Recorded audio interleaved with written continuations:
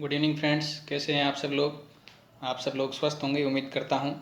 इस कोरोना वैश्विक महामारी के दौरान आपका अपने एकेडमिक्स और कोचिंग इंस्टीट्यूशन से थोड़ा कनेक्शन डिस्कनेक्ट हो गया है, तो उसी मद्देनज़र रखते हुए हमने डेली करंट अफेयर्स और जनरल स्टडीज़ की क्विज स्टार्ट की है अपने इस विजडम RS यूट्यूब चैनल पर। तो आप देख सकते हैं इसको। तो कल की चर्चा को अपन कंटिन्यू करते हुए आज की क्विज स्टार्ट करते हैं। तो ये रहा आपकी स्क्रीन पर पहला सवाल। बुद्ध के धर्मोपदेश का संग्रह किस त्रिपिटक में संकलित है? भगवान बुद्ध जिनकी निर्वाण प्राप्ति के बाद उनकी शिक्षाओं को संकलित करने की आवश्यकता महसूस हुई और इनको 4 बौद्ध संगीति का आयोजन हुआ था। उनके अंदर है वो त्रिपिटकों का संकलन किया गया। तो 3 मुख्य पिटक है, सुत्त पिटक, विनय पिटक और अभिधम पिटक।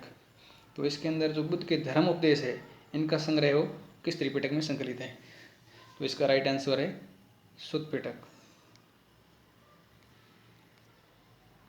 सुत्त पिटक, विनय पिटक और अभिधम पिटक, इन तीनों को अपन संयुक्त रूप से त्रिपिटक भी कहते हैं, जिनके अंदर की भगवान बुद्ध की शिक्षाओं का संकलन है।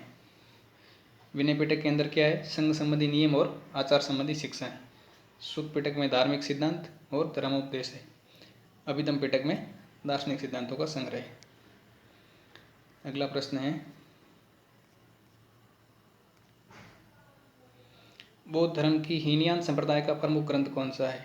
बौद्ध धर्म है वो 2 संप्रदाय के अंदर विभाजित हो गया था, हीनयान और महायान। हीनयान संप्रदाय के लोग है वो बुद्ध को नश्वर मानते थे, ये भगवान बुद्ध को नश्वर मानते थे, जबकि महायान संप्रदाय के लोग है वो शाश्वत बुद्ध की अवधारणा में विश्वास करते थे। तो अपना प्रश्न ये है कि बौद्ध धर्म के हीनयान संप्रदाय का प्रमुख ग्रंथ कौन सा है? Option A Divyavadana, option B Kathavastu, option C Lalita Vistara और ये तीनों ही। तो इसका करेक्ट आंसर है कथावस्तु, जबकि बाकी के 2 दिव्यावदान और ललित विस्तार ये है वो महायान संप्रदाय के ग्रंथ है।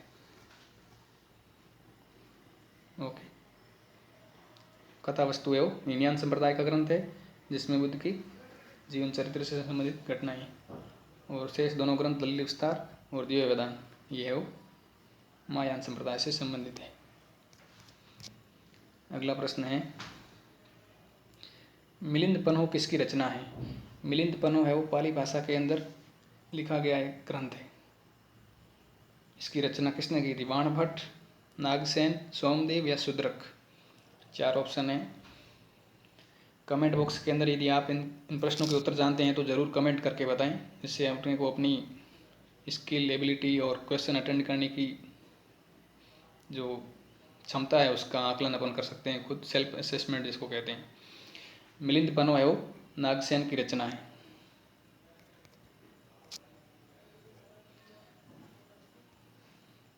ये पाली भाषा के अंदर लिखा गया एक ग्रंथ है जिसके अंदर की मिनांडर और बौद्ध भिक्षु नागसेन के समाज का वर्णन किया गया है। और बाणभट्ट की है वो हर्षचरित, जिसमें हर्ष की उपलब्धियों का वर्णन है। कथा सरित सागर, इसमें मौर्यकालीन इतिहास है जिसकी रचना सोमदेव ने की थी। और मर्चकटिकम जो कि गुप्तकालीन इतिहास और साहित्य की व्याख्या करता है, इसकी रचना शूद्रक ने की थी। तो इसका राइट आंसर हो गया नागसेन, मिलिंद पन्हो। अगला प्रश्न है, इनमें से कौन सा लेखक सिकंदर के साथ भारत आया था? सिकंदर के साथ भारत आया था कौन?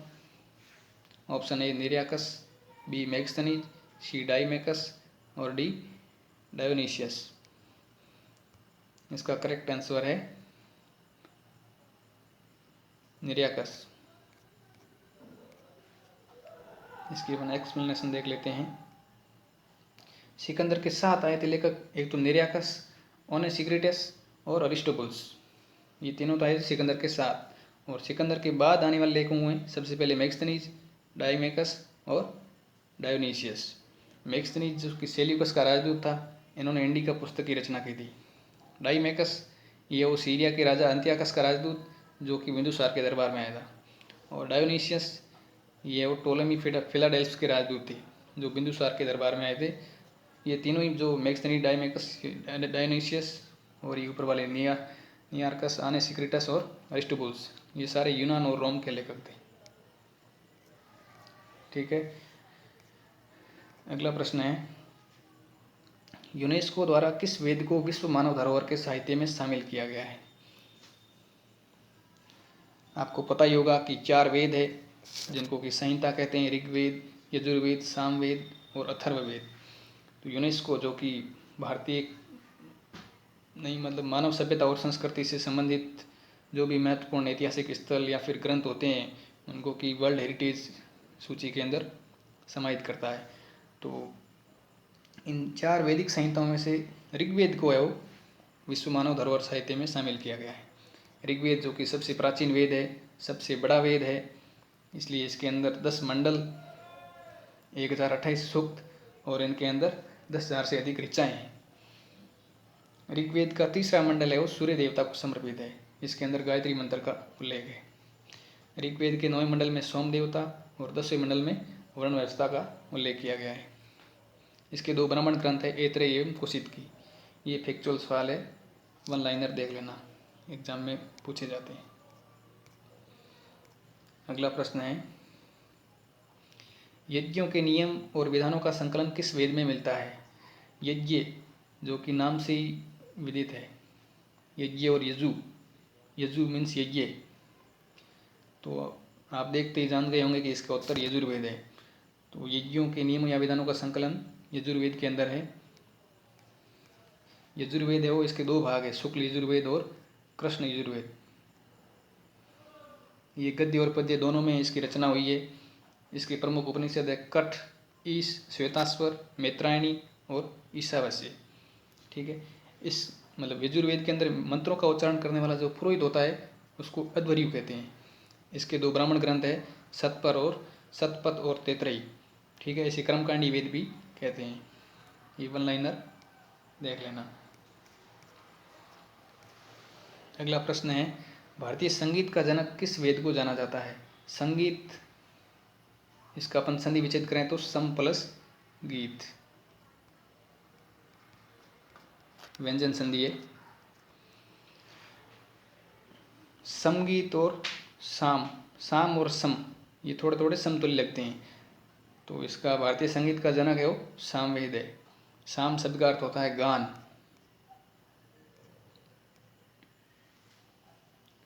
साम शब्द का अर्थ होता है गान। यज्ञ आदि इनके अवसर पर जो मंत्र होते हैं वो इसके दौरान वाचित किए जाते हैं।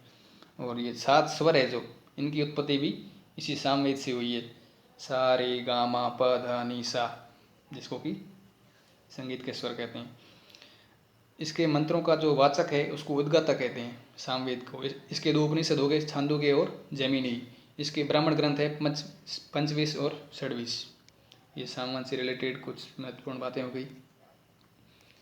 इसके बाद अगला प्रश्न है, भारत का राष्ट्रीय आदर्श वाक्य सत्यमेव जयते किस वेद से लिया गया है? सत्यमेव जयते means Triumph is always victory, सत्य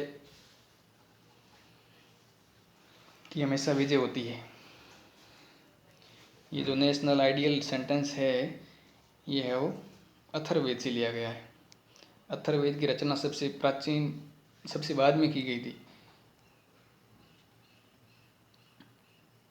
इसकी रचनाएं अथर्व और अंगिरस इन 2 ऋषियों ने की थी, इसलिए इसे अथर्वांगिरस वेद भी कहा जाता है। अपन अथर्वांगिरस का यदि संधि विच्छेद करें तो अथर्व प्लस अंगिरस, इसलिए इसे अथर्वांगिरस वेद भी कहते हैं।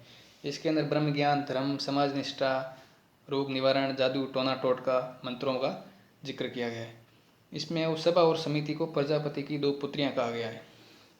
तो इन 4 जो वेद हो गए, ऋग्वेद, यजुर्वेद, सामवेद और अथर्ववेद, इन चारों को अपन कंबाइंड फॉर्म के अंदर संहिता कहते हैं, वैदिक संहिता।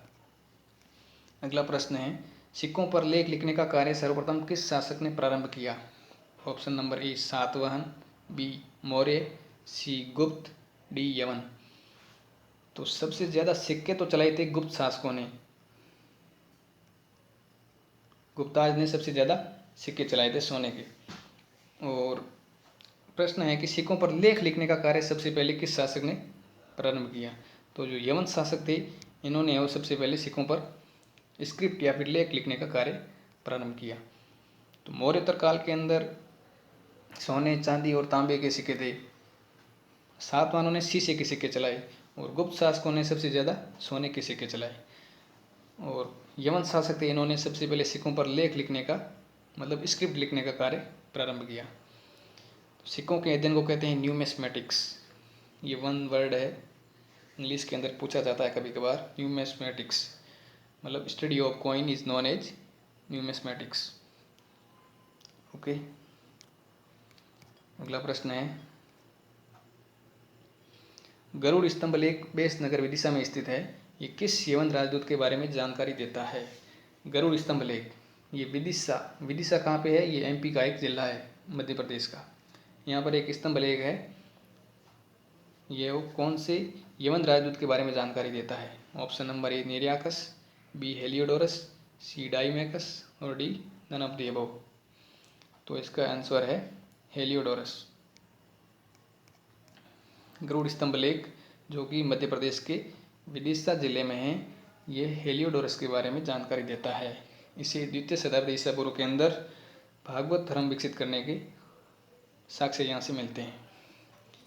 तो आज की क्विज यहीं समाप्त होती है।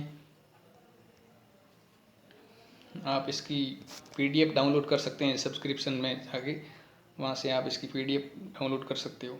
यदि आपको वीडियो पसंद आया है तो आप इस चैनल को सब्सक्राइब ज़रूर करें, लाइक एंड शेयर करना ना भूलें।